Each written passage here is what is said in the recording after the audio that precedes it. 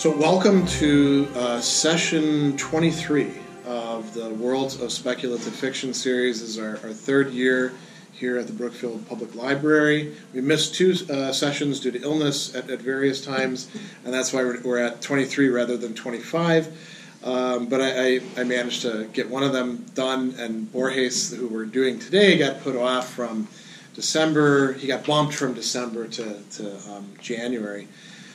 Today we're looking at Jorge Luis Borges, who one of my favorite authors, hands down, like across fiction genres, not just in terms of speculative fiction, somebody who I've been reading and rereading since I was a college student. I hope you'll describe why, because I have not read him, and I'm here partly because I want to decide if he's worth reading. Yeah, absolutely. I mean, this is the book that I had. This is the second copy of it because the first one got so worn out from my paging through it and all that. So yeah, I'll give you plenty of a background and stuff like that. I'm sure we'll have a lot of great discussion about him. So as usual, I want to talk a bit about the narrative world that he creates, and his is kind of complicated to talk about because there isn't a coherent. It's not like a series, you know, with some of the authors that we have. Instead, we got to kind of piece it together, and then we'll talk about his biography. He lived quite a long time, and there's five or six main philosophical themes that I wanted to hit on, and we can talk about others as well. So one of them is chance determination and free choice. Another one that's really key in his thought is identity and the self. You know, who is a person? What do they know about themselves? Another one that I thought would be kind of interesting to explore is misunderstandings in human inquiry and the productive things that this generates. And then language, the world, and interpretation. I think that's absolutely central for Borges' work. I wanted to talk also about infinity and different notions of infinity that are in his work. And then I think that kind of dovetails with his views on space and time, which is rather metaphysical, right? But he manages to bring it home in very human ways. So before we jump into it, I did mention I started reading Borges as a college student, and I think I probably encountered him the way a lot of other people did, which was in a comparative literature class. He's not usually taught in philosophy classes. As a matter of fact, when I tried to bring him into my philosophy classes as a graduate student, I got a lot of resistance from my professors who were not all that into that idea.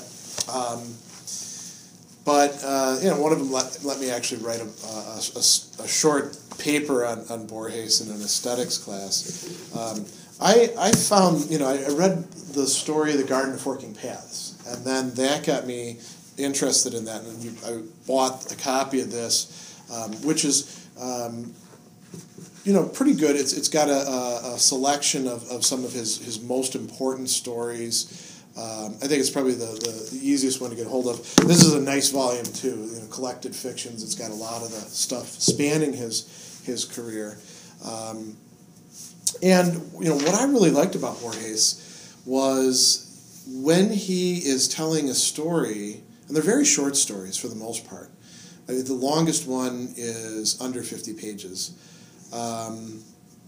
There's always a lot of philosophical ideas woven into it, sometimes quite deliberately, and he plays around with them. Sometimes they almost assume central space in what the story is about. Sometimes they're kind of tangential, and he's telling a good detective story or something along those lines. And I think there's a lot. He was incredibly influential on a lot of other writers who were interested in. Especially more in the present, he caught on, by the late 60s. So he managed to influence people who are closer to us in time than, say, classic sci-fi authors, right, or fantasy authors. But he's had a major impact. He also had a major impact in his native language, in Spanish. Some people think of him as being sort of the father of magical realism. as a genre, which fits into speculative fiction. And so, they look at other people in that genre as having been influenced by him. I really can't say that much about it because I don't read too much magical realism stuff, but you have, and I'm willing to bet you have too. Okay. So you guys can fill in where I'm missing things. So let's talk about his life.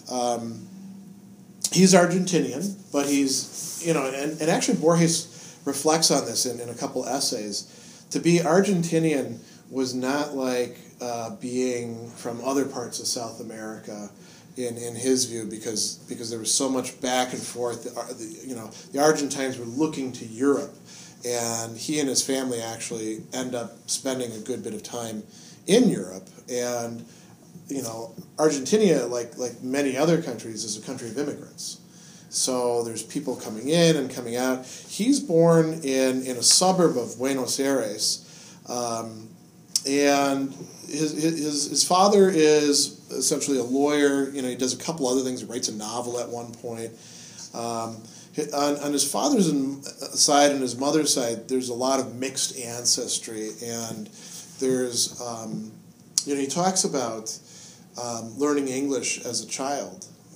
Within the household, so that he learned to read English before he learned to read Spanish. Interestingly enough, although they would also speak Spanish, but it would Buenos Aires was a very cosmopolitan city. I mean, we might think of it as sort of the Buenos Aires that he describes. I think is sort of like the Chicago of my parents' generation, where it was a lot of little neighborhoods. Some of which were associated with particular ethnicities, a lot of movement back in and out. I don't know, some people might say it's more like New York or something because they want it like that. But anyway, he's born there and he's educated at home.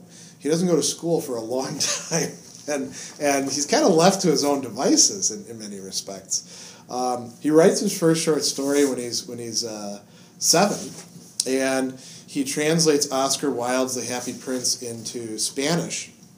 It was published in the local newspaper, and everyone thinks that his dad actually did the translation, but it was actually little Jorge. And so he's got a kind of nice childhood going on there. Somebody asked about his childhood, and he said, I'm just paraphrasing because I don't remember the exact quotation, one of the most important events in his childhood was his family's library. So instead of talking about, like the time I fell down the stairs or the time I realized this or that, he talks about the library itself as being an event. So he's a very bookish kind of guy. His father ends up having some eye problems, and he's going to become afflicted with blindness later on in life too. So they move to Switzerland, and his father undergoes some medical treatment there. And I mean, for Borges, this is a very nice environment to be in. He goes to this, Collège de Genève, learns to read and speak French there. He's sort of adding to his repertoire, starting to read more people. He receives his baccalaureate from there, and then his family moves to Spain. And you notice this is, in between the time of the First World War and then the wind down after that. And he joins, as a young man, this ultraist movement among Spanish literature, and we'll talk about that in just a moment. He returns to Buenos Aires in 1921, although he's going to go back and forth between there and Europe quite frequently. And he starts to contribute poems to a literary journal, Martin Fierro.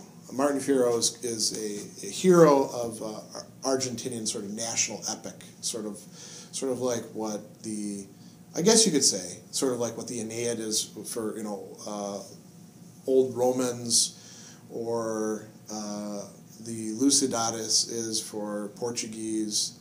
That's sort of what Martin Fierro is, the way he describes it. And he begins spending time with his father's friend, Macedonia Fernandez. And this guy was a philosopher, didn't write much down, very influential on the young Borges. As a matter of fact, a lot of the key themes that are going to emerge as important in his work later on, Macedonia Fernandez is dealing with. He'd come up with very funny sayings, like he goes to a lecture and there's very few people there, and he says, if anybody else had failed to show up, I don't think we would have found room for them. So he liked to play with these paradoxical sort of notions, right? Sort of like that poem about the guy who's, met a man who wasn't there. Oh, I love that poem. That's my favorite poem. And so there's paradigm. Well, how can you be present and absent at the same time? Yeah. These are philosophical questions, right? Was he influenced by Wilde? I mean, I see here he translated him, but that's the very kind of like comedic sense that Wilde had with language too. Yeah, well, I mean, you could, and Shaw. Borges was also very into Shaw. He read a lot of English authors. He also really enjoyed Stevenson. And Chesterton, so you can say, it's kind of an interesting question, that question of influence. You can say Borges is influenced in the sense that he draws inspiration or ideas from an author. You can't say he's influenced in the sense like he's following in the path of a particular author, right? Yes. So there's two different ways we can talk about influence. Somebody who he read, who, again, influential in a certain sense but not in others, was Arthur Schopenhauer, too, who not only was an interesting philosopher but also very witty, rather biting, sardonic, Now, he gets involved in this movement, this altruist movement. And this is a literary movement that begins in Spain, and like a lot of things in South America, sort of washes over into that context as well. And their idea was to oppose modernism. To oppose it? Yeah, and modernism in a literary sense, not to oppose the modern in general.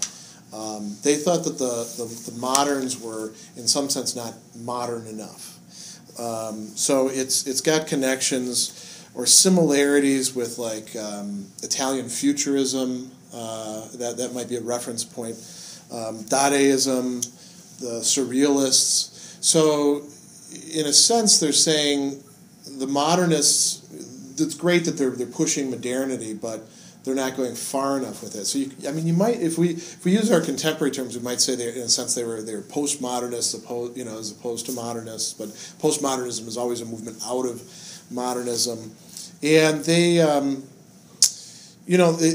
stressed new technology, trying to bring together graphic treatments and words.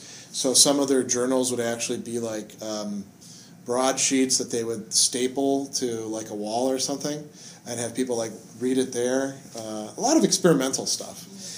And Borges, in 1922, he published a manifesto in Nosotros magazine, and he summarized their goals in this way: reduction of the lyric element to its primordial element, metaphor. So metaphors are incredibly important. Getting rid of middle sentences, linking participles and adjectives, so economy of language, avoiding ornamental artifacts, preaching far-fetched nebulosity. I mean, that's sort of a self-referential thing, because that's kind of nebulous itself. And then synthesizing two or more images into one, widening its suggestiveness. That's kind of an interesting idea. It's trying to, I would say actually, like, what do we call those these days? Mashups, right? So he's kind of talking about bringing things together like that. And so that's where he is for a long time. And he writes poetry for the most part. I mean, he writes, manifestos. And think about it. He's in his 20s. He's caught up with this new movement. And that goes on for quite a while. Eventually he's going to start leaving that behind. He pronounces the death of Argentine altruism. That's already kind of a dramatic thing. When you're saying a movement is dead, it's probably not dead, but you're making yourself really central. And eventually he starts writing the stuff that we know him for, the almost dreamlike short stories where he's meditating oftentimes on philosophical themes. the real impetus for that comes in the year that his father dies, which is 1938. This is a very important year for him. His father dies, and Bohr Hayes starts working at this library, the Cannes Municipal Library. There's actually an interesting story about that I came across. It was in a working class area, and there weren't a lot of books. So cataloging was a major thing for the librarians. He was told not to catalog more than 100 books a day, because if he did, he was a rate breaker. I know you're familiar with this term from labor studies, but you are too. So a rate breaker is somebody who exceeds the rate of work that's been set within the shop somehow. So, and it's usually done informally, right? So everybody in the library nobody should do more than this amount, because otherwise you're making us look bad. And so that's what they told him. So he was like, well, what the hell am I supposed to do all day? And eventually he arrived at an MO where he would spend the rest of his day in the basement of the library just writing and translating stuff and puttering around. So 7/8 of his workday was, or maybe 4/5 of it or 2/3 of it was spent doing stuff that wasn't in his job description, because they wouldn't let him do his job. So, and he did that for a long time. He only loses that position when Perón comes to power. Well, how did he get the severe head injury? Did a book fall on him? Oh, I don't remember. I think he fell and hit his head, if I remember right. And the big problem is he gets blood poisoning in the hospital. And he almost dies. He loses his inability to speak for a short time, and I guess this is an experience that really, put things into perspective for him. And so he starts experimenting with this new style of writing that we now know him for. At the same time, his eyesight starts to worsen. Eventually, it's going to get to the point where he actually becomes blind, and he will write about that. He has a few interesting love affairs, most of which don't really go that well. This Estrella Canto, he meets her, he actually proposes to her, and she tells him that, I can't really marry you, because then we have to be lovers, and we're not actually lovers because you're a bad kisser. And so, she talks about him as being rather clumsy and ungraceful, and it's not as if he didn't, have any sort of relations, but I guess he wasn't particularly a ladies' man, you could say. His last marriage was 97 years old. Well, yeah, and his marriages tend to be out of other values, sort of matters of convenience. The last marriage, she's going to become his literary executor. And she's his secretary for a long time. Another thing that I suppose we could, jumping out of this biography a little bit, the year-to-year stuff, as he loses his eyesight, he's placed into a very difficult position, not just in terms of being a librarian, but in terms of being a writer, because how do you write if you lost your eyesight? So his mother actually helps him out for a long time. He has secretaries who do some of that work. Somebody else who I actually worked on for a long time and wrote my dissertation on, Maurice Blondel, it would be really, in some respects, well, he wouldn't be a contemporary because he's much older, but he went through a similar issue where he lost his eyesight. And he couldn't really effectively work until he found a secretary who would read things to him verbatim. And then once he did that, he managed to compose volume after volume after volume of work. So when you have the right person working with you, I guess, and you have enough, mental facility, I don't think I could do it, you can really do a lot. And so Bohr Hayes, some of the other things that happened. So Perón is going to come to power in Argentina. And Bohr Hayes was opposed to Perón. So, not long after the Peronist government takes over, he loses his job in the library. And he winds up going on the lecture circuit. Some of his friends help him out.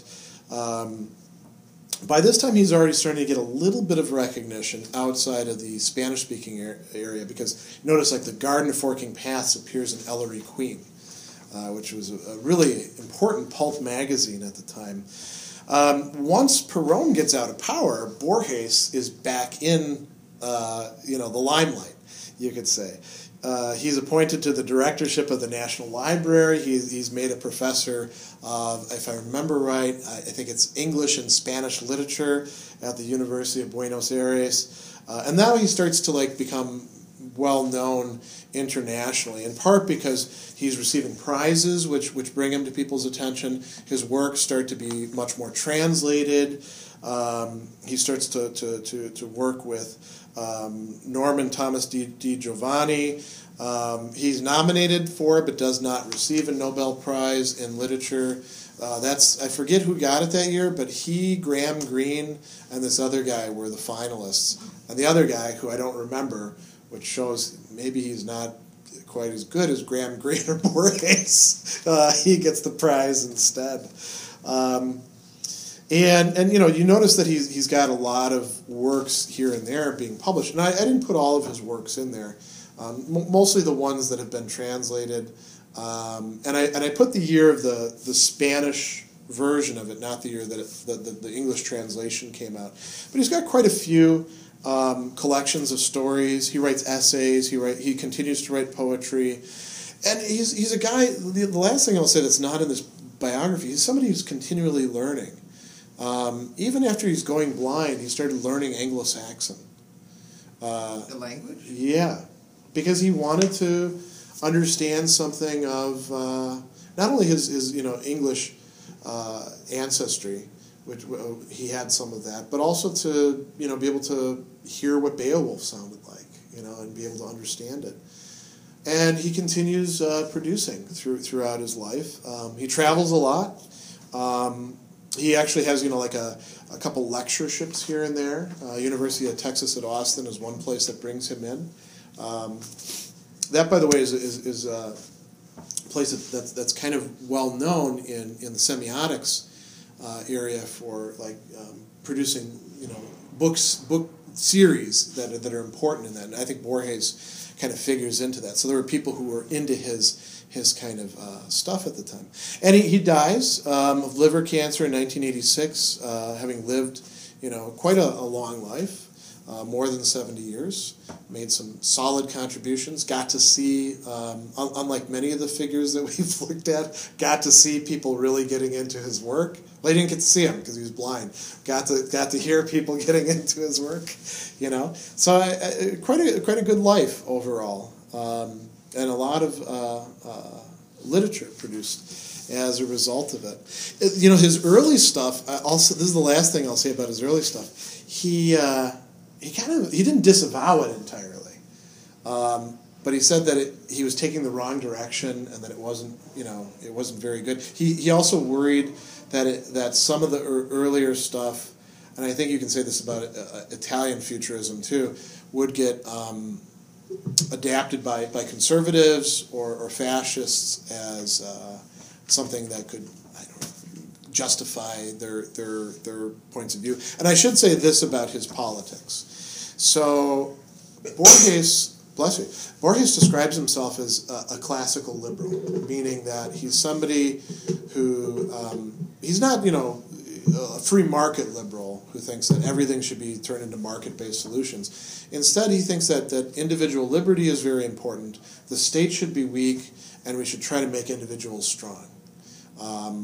So he was opposed equally to fascism and Nazism on the one side as he was to communism. He took a lot of heat and lost a lot of friendships over opposition to communism. He was also opposed to the Perón government because the Perón government, it's difficult to say exactly how it should be classified.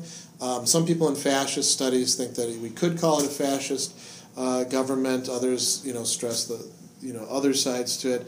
But he thought that it was. Just call it a dictatorship. Yes, but it wasn't just a dictatorship. This is kind of a good point. So, in a regular military dictatorship, it's sort of hierarchical relation, right? And you don't modify the whole society.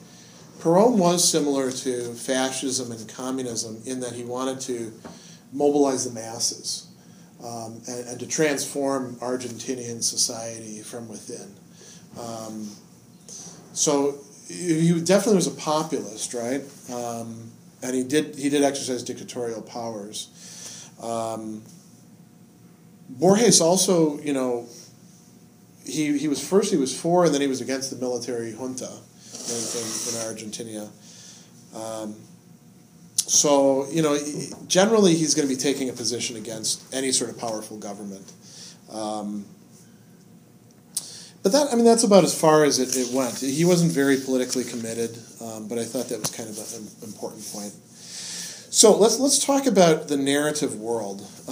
I chose as a title for this lecture, Libraries and Labyrinths, and I did that because those are kind of focal points for Borges' stories. And there isn't a narrative world in the sense of an overarching, universe where all the similar characters, encounter each other, have their arcs grow. There's not one single, you might say, set of rules or principles underlying all of his stories. But we can say that the figure of the labyrinth shows up over and over and over again. And I wanted to bring up a few examples. So in his very first work, The Universal History of Iniquity, he talks about the Mississippi Delta as being, or as having labyrinths of clay, dead fish, and swamp reeds. Already he's using that sense. In another story, he's actually got a guy writing a book called The God of the Labyrinth, this guy, Herbert Quain. The House of Asterion, which is about the Minotaur. That's one of the stories that made it into here.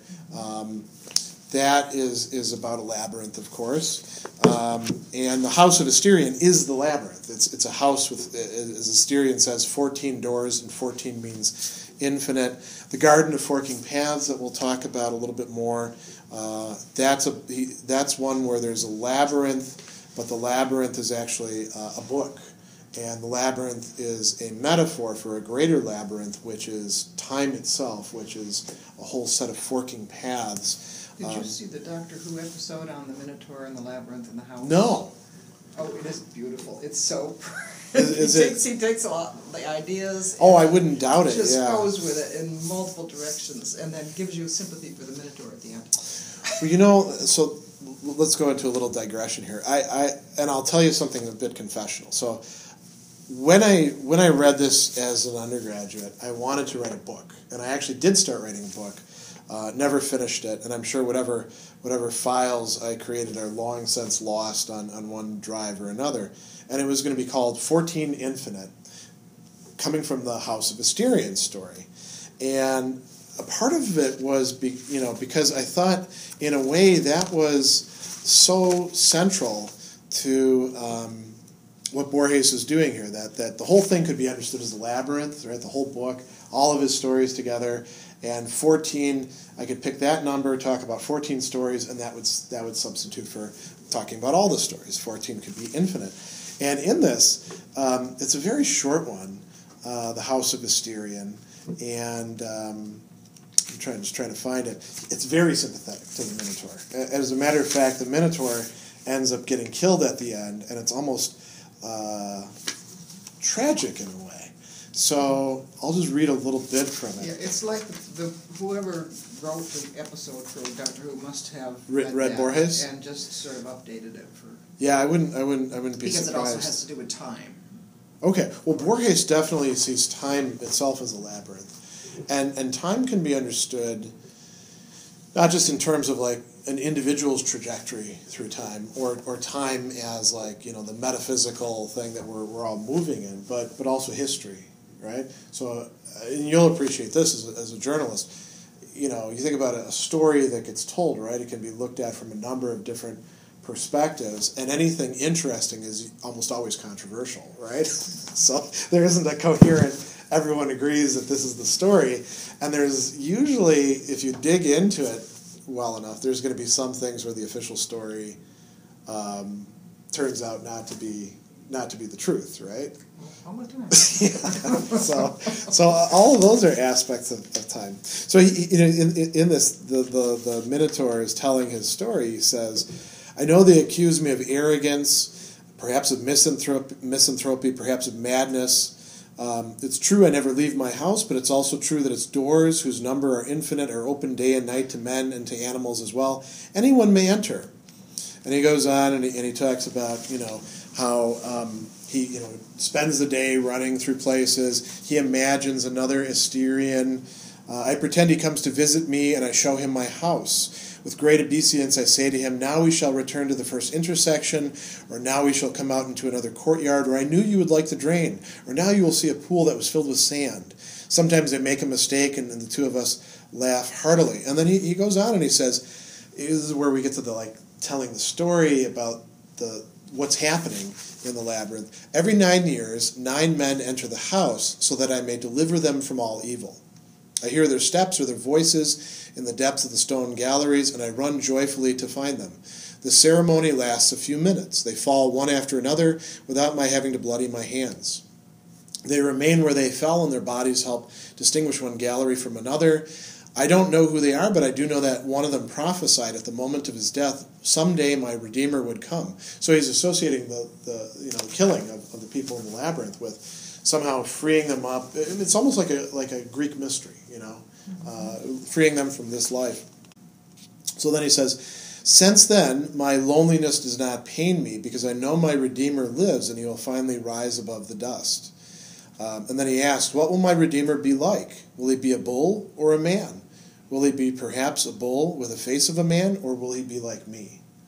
And then the end of it is, "The morning sun reverberated from the bronze sword. There was no longer even a vestige of blood. Would you believe it, Ariadne?" said Theseus. The Minotaur scarcely defended himself. And why didn't he defend himself? Because he was ready to be slaughtered, because for him, in his frame of reference, that was being liberated. It's sort of like that story. I forget who wrote the book. One of you will know it. The sort of revision of the story of Grendel and Beowulf. Yeah. Who was the guy who wrote that? Where he tells Grendel's side of the story. Yeah. And that's what Borges, I think, is doing with this.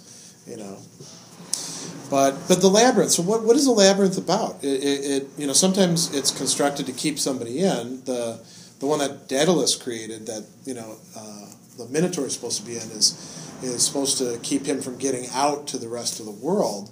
And then, of course, Minos puts Daedalus and Icarus in there too.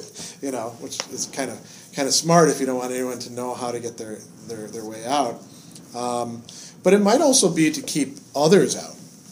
And that's the way a lot of labyrinths are in Borges' stories. They're things that we have to penetrate into. If you think about a maze, why do you set up a maze? It's to protect an area, to keep it. So sort of like with cybersecurity, we don't set up mazes as such. We set up all sorts of things that make it difficult to figure out where the real vulnerabilities lie. And so anything could become a maze, right? Think about a story in politics, or even better example in our own time, conspiracy theories, right? Why so conspiracy theories? So that nobody will ever figure out the real conspiracy, right?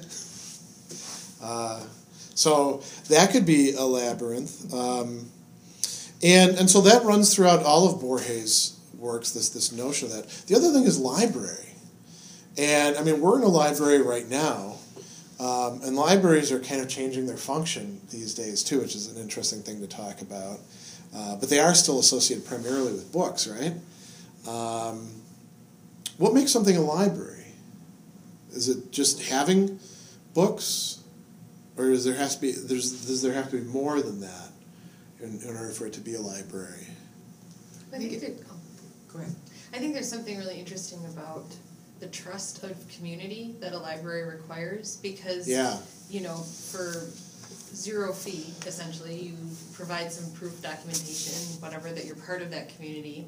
Then you get a card, and it entitles you to maybe a limit of books. But I think even here, it's like you can have 100 books out at a time now, or something like that. 125 now. 125, and it kept it. Wow. It has been going up progressively, but the idea that I could go and take out 125 of these books and then perhaps never return, that's kind of what I'm saying. There's a trust involved in the community that I'm going to take care of it carefully, bring it back, and make sure that I return it to its rightful place. Yeah. But I also get such incredible value because I can do that as many times as I want. And if I were to even like at a half-price bookstore or a bargain book bin where each is a quarter, I mean, the millions of dollars you could spend over your lifetime in books that you could just as easily get for free at the library. And the library has a commitment to not only carrying, I think, a certain element of like a canonical, some sort of canonical record, right? Like you expect them to have certain books within sci-fi or fantasy or literature or fiction or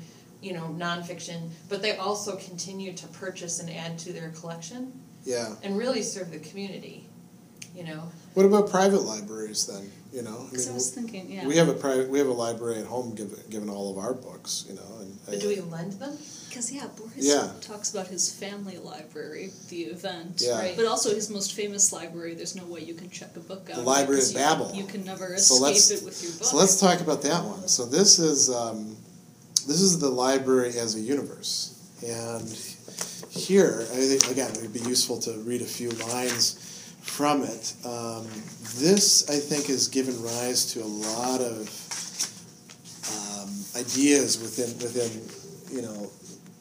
sci-fi and fantasy about what might be like this. So he says, the universe, which others call the library, is composed of an indefinite and perhaps infinite number of hexagonal galleries with vast air shafts between, surrounded by very low railings. From any of the hexagons, one can see interminably the upper and lower floors. The distribution of the galleries is invariable. 20 shelves, 5 long shelves per side, cover all the sides except 2. Their height scarcely exceeds that of now notice what he says, a normal bookcase. There's a frame of reference there, something outside of it. One of the free sides leads to a narrow hallway, which opens onto another gallery. He goes on. And on each of these shelves, there are books. And unlike the books in our library, which mostly make sense, in this library, they presume every single possible combination of letters is generated within these books. So he says, there are 5 shelves for each of the hexagon's walls. Each shelf contains 35 books of uniform format. Each is 410 pages, each page of 40 lines, each line of some 80 letters, which are black in color. There are also letters on the spine. The letters don't indicate or prefigure what the pages will say. And each of the books could just be one letter repeated over and over and over again, or it could be Shakespeare, or it could be whatever. And so, in a way, it's kind of a chaos, right? Yeah. Within a very organized system, and there's a lot of theorization about, whether books could say refer to themselves, or whether each book is irreplaceable. I mean, he does say at one point that there were like schisms and wars, people killing each other. Many books were destroyed, but the good thing is, for any book that gets destroyed, there's going to be one that's just one letter off from it. So you're not going to lose it altogether. And you don't know which one was the best one anyway. So that's one conception. Is this a vision of like multiverses? Well, so that's a good question. It is one coherent universe, although... It sounds like each book opens into... Yeah. So this is a very important part of the library notion for Borges. Each book, because of it being a book, could be describing the entire world, right? So on the one hand, we've got like the book as sort of the key for understanding the world, which is a very, very old concept. This is a common idea in ancient and medieval thought. On the other hand, maybe the entire world can be understood as a book, as something that we read, if we know the right way to unpack it, you might say, if we know how to figure out what's being said. So those are key ideas. And then, is it a multiverse? Well, I mean, you could have multiple books, right?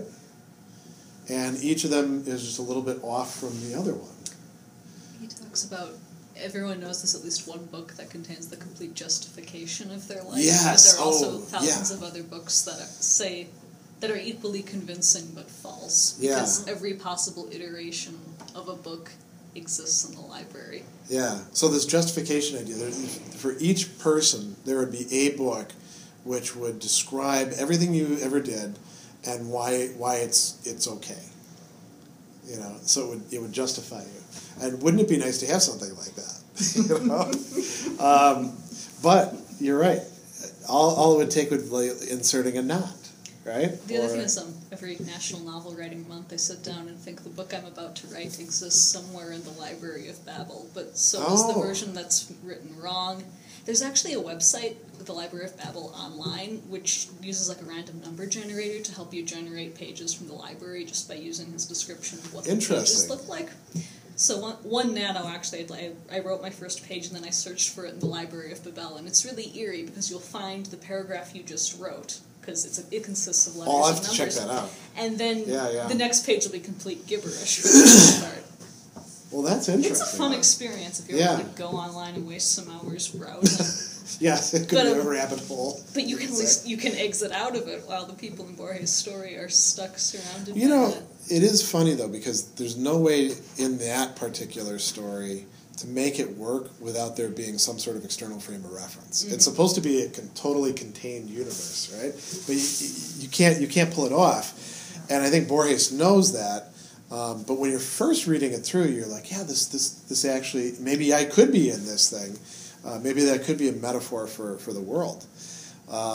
There's other worlds or mindsets, you could say, with their own worlds that he describes that are very different from our own, the Library of Babel being one of them. But there's another story called Tlan Ukbar Orbis Tertius, in which you could say fiction intrudes into the world. And I think we have a lot of examples of something like this happening today, in various forms. So in this story, Tlan, they find an encyclopedia, and it's got an extra entry in it. And it turns out that there were human beings in the real world who decided to make up an imaginary place. And it would work in different ways, because everybody there would be, in effect, a Berkeleyan idealist. So Barclay, actually, it's supposed to be pronounced, was a British philosopher who was in between Locke and Hume, and he argued that there really was no such thing as matter, that everything is just ideas in the mind, or as he put it, ideas for spirits. God being a spirit, all of us being spirits, and we could never, there's no substance out there. This is not a substance. This is just a bunch of perceptions that we have, and they're consistent, just like they're showing up on on that camera as a bunch of data, right? Isn't that closer to Plato's idea? Well, Plato thought that there were real archetypes, and then they were copied in material substances. And the material substances aren't as good as the archetype. The archetype is more beautiful, more real. But that's something that's real, and the mind is you could say a third thing apart from that. So you got material, object, mind, and then archetype. Various other thinkers try to put the archetypes into the mind, right? Barclay is saying something a bit more radical, namely that. Well, I'll just read you some of the examples that Borges gives you in this about what it would be like for them. So he says, here we go. The classical culture of Tlan compromises only one discipline, psychology. All others are subordinated to it. The men of this planet conceive the universe as a series of mental processes which do not develop in space, but successfully in time. They don't conceive that the spatial exists in time. The perception of a cloud of smoke on the horizon, and then of the burning field, and then of the half-extinguished cigarette that produced the blaze, is considered merely an example of the association of ideas. And he says that in the languages that they have, even the languages represent this. The world for them is not a concourse of objects in space. It's a heterogeneous series of independent acts. There are no nouns in Tlan's conjectural Ursprache, that's original language. There are impersonal verbs modified by monosyllabic suffixes or prefixes with an adverbial value. So he says, for example, there is no word corresponding to moon. There is a verb which in English would be to moon or to moonate. So, it's a very different frame of reference. And now, what is Borges doing? He's imagining a way of life like this, and it comes into our world through books, through encyclopedias, and then it catches on, and then eventually it infects our world, and nobody can get free of it, and eventually artifacts from Tlan start showing up in the world, and now we're in real trouble. Because we're going to be living in that thing eventually. The Library of Babel, another example. He's got another one called Funes the Memorious. Another translation, I think it's Funes His Memory, and it's about a guy who is again mindset very different from ours, who sees each thing as an individual thing. And you might say, well, I see individuals as individuals, right? There's 4 people in the room. But we see largely through something like archetypes, patterns that we share with each other. Funes sees each thing as a separate thing and remembers things and tries to make sense out of the world through this. And Borges says he doesn't really have a world the way that we do. Go ahead. That's really interesting because when I was talking to Temple Grandin, there was that scene in the film, I don't know if you've seen it, Claire Danes plays Temple Grandin, and there's a point where they're talking about shoes or boots. And instead of seeing a shoe as an archetype, she is recalling every shoe she's seen as a type, right? Like the way that her mind was working. Yeah. And she was talking a little bit about that, about part of her struggle being the opportunity to create connection and to sort of be able to catalog things differently so that the individual thing that's being seen has a different context. Yeah. And yet that's her greatest gift, is being able to see all of these, to look at, for example, a pen of cattle being held and to see each individual as a cow. As a cow. Experiencing something in that moment, and how that was in many ways that's the gift of her autism, is the way in which she's able to not only reintegrate through careful practice but also see all of those individual things. But it was overwhelming. I think it's part of what the desensitization that she needed to create for herself was meant to combat, is that overwhelm of walking into a room and not seeing a not being able to order this, things. But having everything kind of coming at you all at once. So did she not have a concept of cow as a category? Well, she did, but what she was saying is it was a way of learning to think differently because of her autism. The fact that the way that her brain initially saw things was her collections were different and her groupings were different. And much closer to the individual things. But she was able to recognize patterns instantaneously because she could see how each individual thing fit into part of the pattern. Yeah. So here's from Funes the Memorious. It says, Locke in the 17th century postulated and rejected an impossible language in which each individual thing, each stone, each bird, each branch, would have its own name. Funes once projected an analogous language but discarded it because it seemed too general to him, too ambiguous. In fact, Funes remembered not only every leaf of every tree, of every wood, but every one of the times he had perceived or imagined it. He decided to reduce each of his past days to some 70,000 memories, which would be defined by some means of ciphers. He was dissuaded from this by 2 considerations: his awareness that the task was interminable, and his awareness that it was useless. He thought that by the hour of his death he would not even have finished classifying all the memories of his childhood. And if you think about what goes on in our perception, right? We are perceiving way, way more at any moment than we can possibly conceptualize. And the reason we're all functional is because we leave out almost 99% of what we're perceiving. This guy is doing something different. And Borges places himself as best as he can into that frame of reference through the medium of imaginative literature. And then says, what would that be like? I mean, we're getting quite far away from libraries, so let me mention one other thing about the theme of libraries. Borges makes up books. And this is one of the things that I think a lot of people have tried to imitate him in. He actually creates books that didn't exist. And he's not unique in that. H.P. Lovecraft, of course, did that too with the Necronomicon, and other people do that too. But it's difficult to pull off, right? It's difficult to get people to think that there's something in a book that you don't have, and that he's citing from, and sometimes footnoting from. Just like the Hitchhiker's Guide to the Galaxy. Yeah, exactly. Yeah. Okay, that's a great example too. Yeah. I mean, in a sense, Borges is almost, you can think about journalism again, he's almost doing the opposite of journalism, right? He's making up his sources. You're not supposed to do that, right?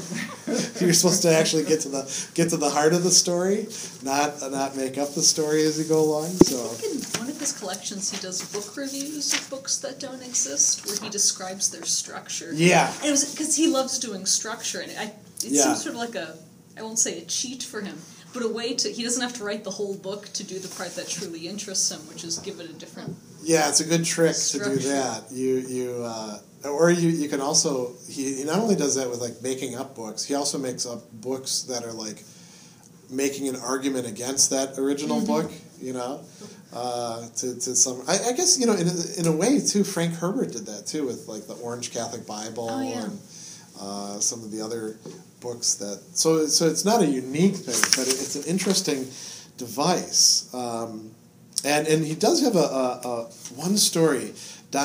Pierre Menard, author of the Quixote, where he imagines this guy who's not real, Pierre Menard, and he writes a whole series of what the guy wrote. It's like his catalog, and then he says that he rewrote the Quixote by writing the same Quixote, but it has very different meaning now, when you're writing it as a 20th century Frenchman than it did when Cervantes wrote it, that in some respects it's a richer composition. Let me see if I can find that. Here we go, 36. So he's got a whole list of all the works that this guy wrote. This is completely fictional. And he's actually introduced like some other controversies in there. So one of this guy's patrons is an Italian woman. The Countess de Bagnoregio. He writes a definition of her, which is supposed to rectify the inevitable falsifications of journalism to present to the world and to Italy an authentic image of her person, so often exposed by the very reason of her beauty and her activities to erroneous or hasty interpretation. And she turns out to be somebody who had supported him in his work, all completely fictional. So, that's so quite extraordinary. What is the point of all that? I mean, no. Okay. I'm still not sure I want to read it all this, because, do I want to read a whole bunch of made-up books? Well, the good thing is they're all short, so they're very easy to, they're very quick to read. But no, what are you getting out of them? So that's a good question. What I get is Borges leads me to sort of like play around with ideas in ways that I might not ordinarily do. By using the narrative form, he gets me, who's somebody who thinks about things sort of for a living, to think about them from a different angle, I would say. To think about, for example, metaphysical things like time, or whether we're really free or not, or what it is, what's the difference between reality and fiction, to think about those, not just in a different way, but I guess you could say he provides things to fix our attention on, examples that we can use. Sort of like what goes on in good philosophical thought experiments,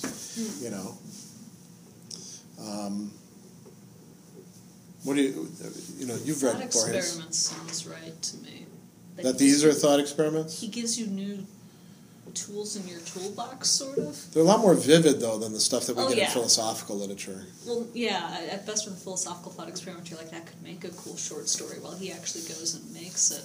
Yeah. For me, it's like, you read an entire novel, and a year later you'll remember one or two images, and Borges is made up entirely of those one or two images you'd remember. So you might as well read a 300-word story by Borges than a 300-page novel, because you'll get that kind of... Okay, that's a good... experience out of it. So one of the themes that I really wanted to hit on was chance determination and free choice. And I actually went through and made a handout just on what is, for me, my favorite Borges story, which is called the Lottery in Babylon. And there's a number of different phases in this. He starts out typical Borges kind of stuff. Nobody really knows, if these stories are true or not. There's been a lottery in Babylon. I'm going to tell you what I've heard. And then he goes in and just as if he hadn't said any of that, tells the story, and then gets to the end and kind of calls it into question. So in the lottery in Babylon, what starts out is you've just got a lottery, sort of like the lottery that we have here with the Powerball, right? Everybody puts in some money, and somebody's going to win, and most people are going to lose, and it's the common people who play it. It's not very good for them to do, and the lottery company starts losing money because people are like, this doesn't really hold our attraction. And he says, these so-called lotteries were a failure. They had no moral force forever. They appealed not to all a man's faculties, but only to one of them, to hopefulness. Right? Which is the thing of when people buy lottery tickets today, that's what's going on. So they introduce something. For every 30 good tickets, there's one bad ticket that gives you a fine. So imagine if we changed the lottery like the Powerball, and now the Powerball's not a good example because there's so few winners. So think about the scratch-off tickets that we have. Raffle or something. Yeah. So and it's very rare. One compared to 30. 30 winners to one loser, but that loser has to pay a fine. Now you would say, from a rational perspective, that becomes a bad lottery. Why play it? But it actually gets people playing it more, and I think there is something to this.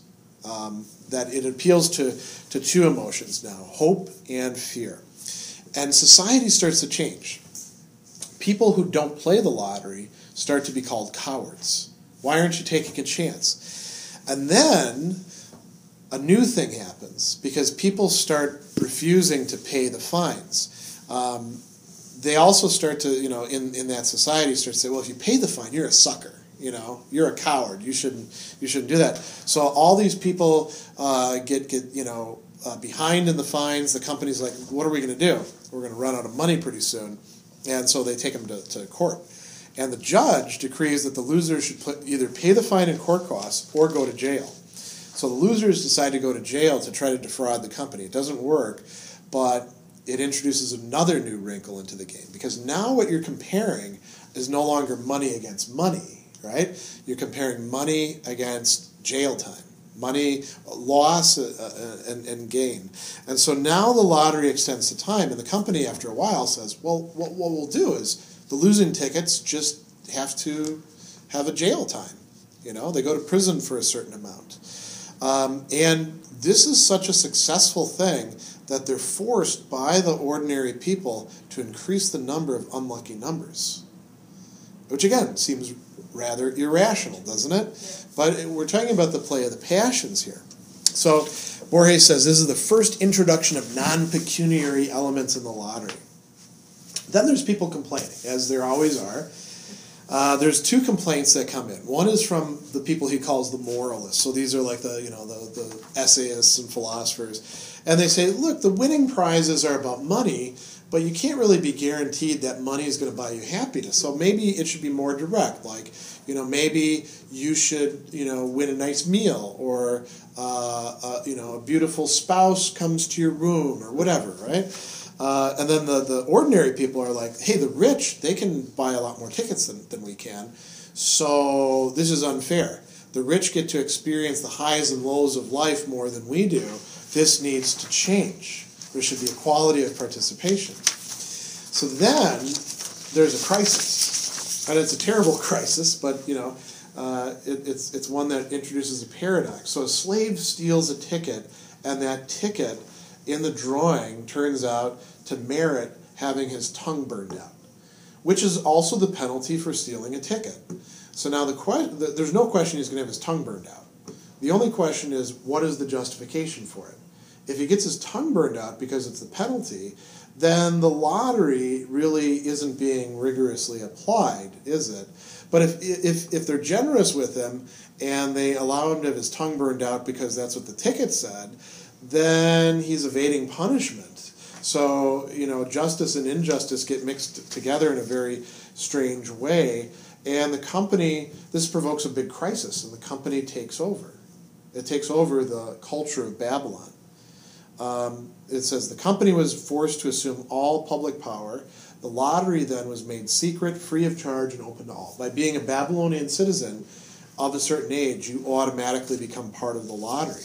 So it requires a comprehensive coordination of everything that's taking place within Babylon by the company. And it says, sometimes a single event would be the inspired outcome of 30 or 40 drawings. Because remember, the tickets now are about all sorts of things that could happen to you in life. And it's not just about your life and what happens to you, because what happens to you also might affect me. And what's going on with me might affect the next person over. So the company somehow, in some very complicated way, is coordinating all these different chance drawings. And the company becomes all-powerful. Some people start complaining that it could be favoritism or corruption. And so the company responds with an argument. And it happens in, if I remember right, a mask factory. It's written on a little thing. And because the company never responds directly to the people. And the company says, the lottery is an interpolation of chance into the order of the universe. To accept errors is to strengthen chance, not to contravene it. So if there is corruption, if there is favoritism, if there are errors, that just introduces more chance. And the company is the one who is taking a otherwise orderly universe and introducing chance into it. And so this starts a lot of debates among the citizens, and these lead to new reforms, which are going to raise the level of chance in the drawings. So where they end up is that drawings lead to further drawings which specify, modify, and perhaps even nullify the first drawing. And so Borges says, in reality, the number of drawings is infinite. No decision is final. All branch into others. The ignorant assume that infinite drawings require infinite time. Actually, all that's needed is that time be infinitely subdivisible, which means that these lottery people, the company who's running it, they have superhuman powers if they're actually doing this. There's also impersonal drawings. There's not just the coordination of all these different drawings happening. There's also impersonal drawings. So he gives us examples like somebody introduces a snake into a jar of wine, or every so often, there's a great example in here. Where is that? Okay, here we go. One proposes a sapphire of Tabrapana be thrown into the waters of the Euphrates. Another that a bird be released from the roof of a tower. Another that in each century there be withdrawn or added a grain of sand from the innumerable ones on the beach. The consequences are at times terrible. And so the grand effect of this is that everybody in Babylon feels like their lives are just suffused with randomness, with chance, with possibility. Now here's the interesting, there's one other interesting question that we'll come back to, but here's the interesting question in terms of freedom. Are people living in a domain like that free in the sense of having freedom of choice or free will? They're escaping determinism, but they've got all these weird random things being thrown in there, which seem to affect what their life is like, and maybe even things that they think are themselves making free choices are in some way guided by this mysterious company. So are they free or not? Do they have some measure of freedom of choice? It seems like they can, act within the scope of what they're given. Can they, I don't know what the book is, but can they refuse to be involved in the lottery? No. Please. Well, then that answers the question. Yeah. I mean, if you're in Babylon, you are stuck in the environment that... Yeah, so that's not free. Okay. Well, that's not free in that sense, but, I mean, the ultimate choice is always life or death, right? So you could kill yourself, you're yes. saying. Yeah. So if you can't leave Babylon and you can't avoid the lottery, then you really aren't free unless you take the choice of death, and that's really not. But what if that's something that's just the outcome of a bunch of different drawings that the company has done, where they've guided you like to that. Another word for God in this case. That's right. Yeah. And so he ends it by saying, the company with divine modesty avoids all publicity. Its agents, as is natural, are secret. And so he says, who can brag about being a mere impostor? The drunkard who improvises an absurd order, the dreamer who awakes suddenly and strangles the woman who sleeps at his side. Do they not execute, perhaps, the secret decision of the company? That silent functioning, comparable to God's, gives rise to all sorts of conjectures. So here's the conjectures. One of these insinuates the company has not existed for centuries, and the sacred disorder of our lives is purely hereditary and traditional. So that the company is just kind of part of our mythology, and it hasn't existed for a long time. Sort of like, we talk about like the free market and the invisible hand. That's all mythology, really, when we come down to it. Maybe it's something that they use to guide their lives. He says, another judges that it is eternal and teaches it will last until the last night when the last God annihilates the world. Another declares the company is omnipotent, but it only has influence in tiny things. In a bird's call, the shadings of rust and of dust, and the half-dreams of dawn. And then here's the really interesting one. Another is that it has never existed and will not exist. So could you tell whether any of those... imagine we were in a situation like that. Would we be able to decide between these different possibilities? Given the premises, it seems hard to figure out how we would, right? Because it's a company. I'd start digging a tunnel under there. Yeah, to get out of Babylon. Yeah. Well, I think it's one of those things too, though, where if you're from Babylon, you going off to a foreign place, that would also be, the company. Somehow, the company's behind it, Because they've made it intolerable for you to stay or something, right? It's like... Or they put in your head the idea that you shouldn't put up with this sort of thing, or, Yeah. Once you start going down that line of thinking, it's sort of like with conspiracy theories, right? People who have conspiracy theories typically get one and then they tweak it, and then if you say, well, look, the evidence shows that this is not the case, oh, they got to you, There's always ways to say that it can't be falsified. Which is pretty much the same with religions of all kinds, You have to take it on faith, or you're the devil, or some version of that. Yeah, I think that's the way it works some of the time. There's an experiential aspect. People talk about things changing their life, or if you want to see whether meditation works, you meditate and see whether it makes any difference or something. I think you're right that there's always going to be some aspects that you're never going to have possible experiences that everybody would be convinced by for it, right? So there has to be some element of taking it on faith. You could, in a certain sense, you could say conspiracy theories. This is what Chesterton actually says at one point in Orthodoxy. are kind of like impoverished religions in a way. Religions are richer in terms of the story that's being told. Although some conspiracy theories are pretty elaborate, aren't they?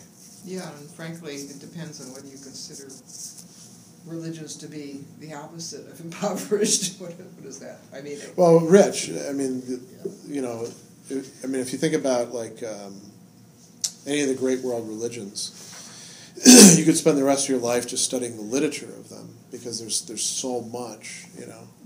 Mm-hmm. So there's a rich story being told. It might be a false story, but it's still a rich story, you know.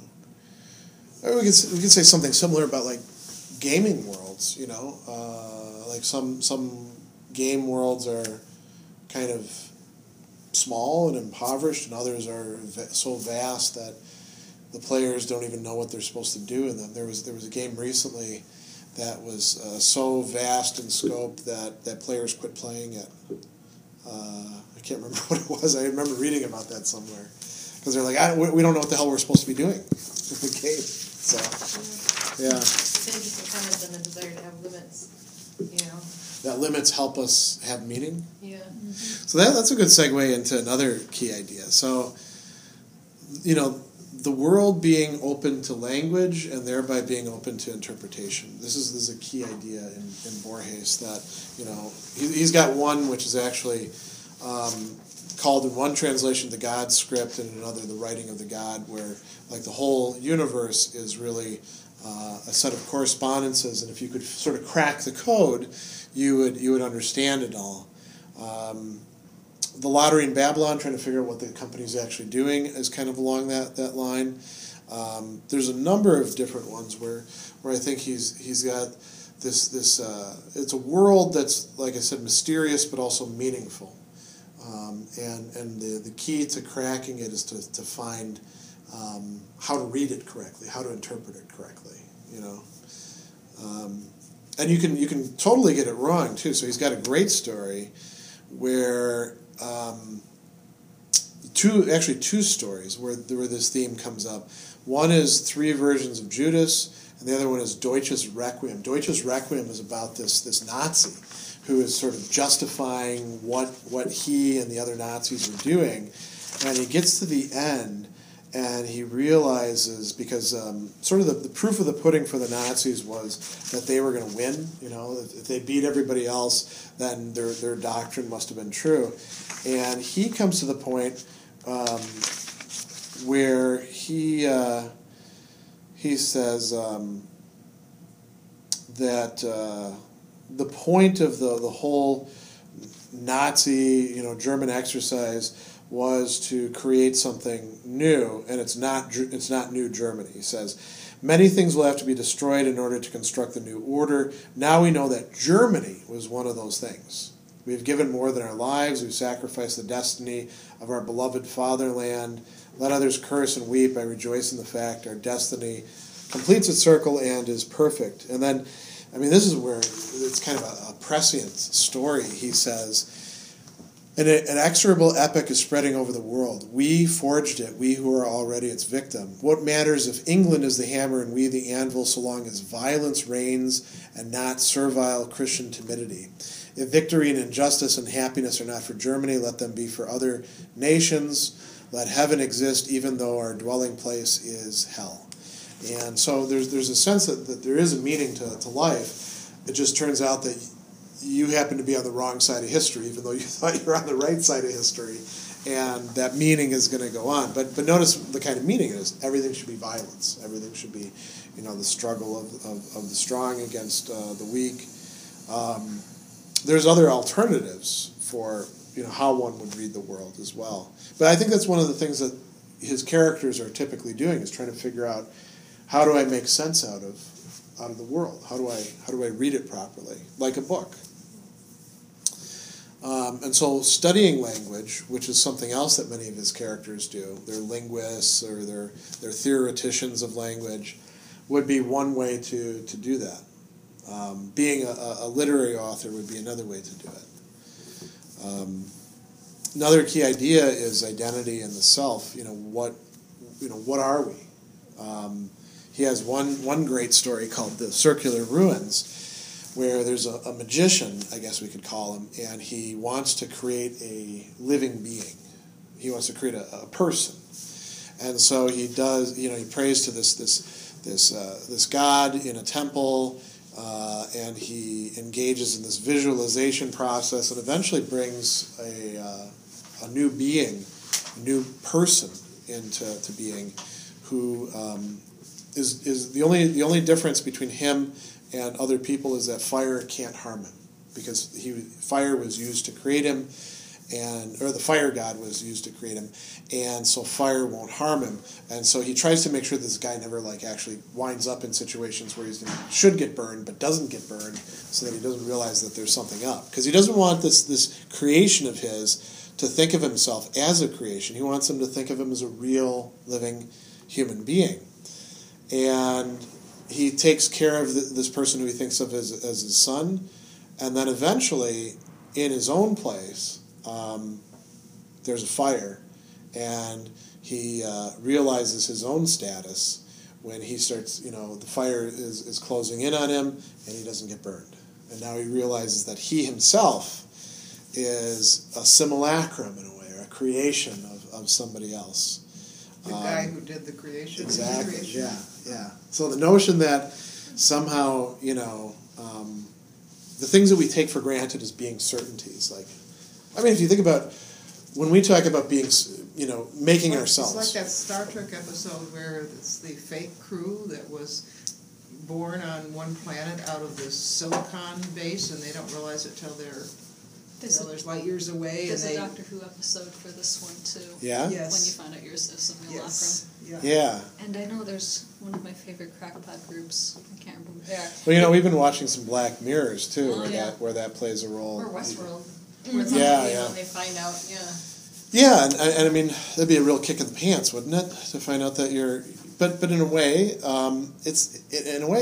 it'd be also a relief.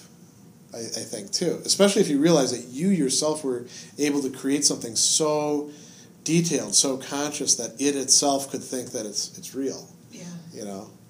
I'll mention one last theme, because we should probably end pretty soon. So I said I would talk about human inquiry and misunderstandings. So he's got a couple stories where people are getting things wrong in ways that are very interesting. And it's usually with intellectual life and interpretation. So he's got one called The Theologians, and it's about heresies and trials and stuff like that. And these two theologians that are writing things back and forth, and one is going after the other one, which was something that did happen in the West in Christianity. Is you'd have these people, you'd consider their works, and you'd say, see, if you follow out this line of reasoning, that leads to this end, and that's heresy, so they must recant. A good example of that would be Peter Abelard, who had to burn one of his books. And in the end, they wind up in heaven and realize that they're actually much more closely connected, and that they were getting things wrong. Another great one is about the Islamic philosopher Averroes, and it is, let's see, it's called Averroes' Search. Aberos. Yeah, Ibn Rushd is his Arabic name. And it's this wonderful story about Averroes, who's he's a translator and commentator on Aristotle. As a matter of fact, he was one of the people through whom the medievals got to know Aristotle again. And he's trying to figure out what Aristotle means in talking about tragedy and comedy. And he doesn't, again, he's lacking a frame of reference, because he's not seeing anything like this in the culture that he's living in. There's no drama as such. There's poetry, which people declaim, and there's storytelling, and then he has a traveler who he's at a dinner party with, and this traveler is recounting having seen something really funny out in China, because the Islamic world stretches across the continent. This traveler saw a play, tries to describe it in such a way that the audience will be able to make sense of it. And in the end, they basically come to the conclusion, boy, these foreigners really do crazy stuff. And Averroes isn't able to make the connection, even though he's got it staring him right in the face about what Aristotle might mean by tragedy and comedy. And so, in the end, he writes a few lines. Where is this? He says, Aristotle gives the name of tragedy to panegyrics, that of comedy to satires and anathemas. Admirable tragedies and comedies abound in the pages of the Quran and the Mohalakas of the sanctuary. And so here's the end of what Borges says. In the foregoing story, I tried to narrate the process of a defeat. I thought first of that Archbishop of Canterbury, who took it upon himself to prove that there is a God, then of the alchemist who sought the philosopher's stone, then of the vain trisectors of the angle and squares of the circle. Later I reflected it would be more poetic to tell the case of a man who sets himself a goal which is not forbidden to others, but which is to him. I remember Averroes, who closed within the orb of Islam, could never know the meaning of the terms tragedy and comedy. And so he goes on. And, I mean, this could be our case as well, that within the frame of reference that we inhabit, there's things that we should be able to understand that we just can't formulate adequately. We lack the cultural reference, or we lack the vocabulary. How would we know? Again, how would we figure that out? Only through interaction with others. To recognize that there's something that they possess that you don't. I mean, yeah. But you still wouldn't necessarily understand what it is. What about that science fiction movie about the linguist who is the only one can understand the aliens because she understands time in a different way than the rest of the human race? I forget the name of the movie. Oh. It was just Arrival? out. It's Arrival. Arrival? I haven't Yeah. seen it. I would think so. Yeah. Yeah.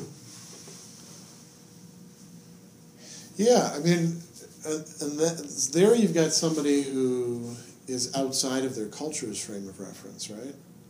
Averroes is somebody who's very successful within his culture precisely because and successful as somebody who's adapting previous culture, too. He's taking Aristotle and commenting on him.